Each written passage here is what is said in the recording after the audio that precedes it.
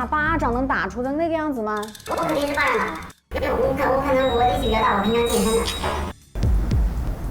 那我再问你一下，脖子上的勒痕是你巴掌打出来的也是？脖子是在出租车上的时候，我想用实测试，尝试把他脸上的妆擦掉。我知道，如果妆花了，他今天可能进不去了。我就这么一个目的。哦，这样给他擦是吧？我们平常有一些小的这个，因为我们那边土话就叫玩耍。这叫玩耍？你在说笑话吧？你在？我说真的，就是我们平常我会偶尔的拆他的脖子，我摁他，然后他推我，天天拌嘴，正常就是这么个交流。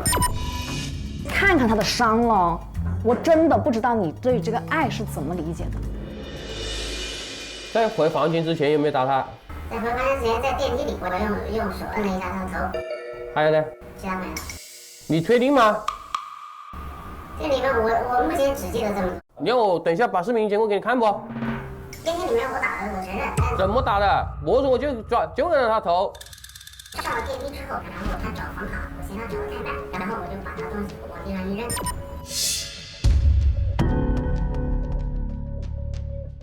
然后他俯身捡东西的时候，在这里一直在骂我，我觉得是在刺激我，我就整个人就像个压在他身上。后来到了房间里，我先把他压在床上，然后我控制他双手，我就说今天我们不去行不行？他就不断用言语在刺激我，我喝了点酒就有点上头，我就动手打了他的脸。因为他一直在叫，我试图让他不发出声音，我用背扶着他的嘴，尝试跟他讲道理。讲道理有这样讲的？把别人压在床上一边打一边讲道理吗？因为我好好说他不听。拿被子捂着他嘴巴，你想会导致什么后果不？你自己想一下。我是注意的。你注意个鬼！我确实注意了。你自己看一下你手机好不？你手机你相册里面自己拍的，要看一下不？没拍过，对不对？你搞错了，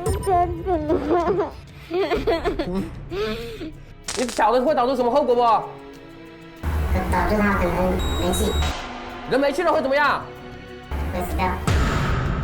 你既然知道会死，你还去捂他，那他死了怎么办呢？你能控制住你的力度吗？他死了，你是不是涉嫌故意杀人呐？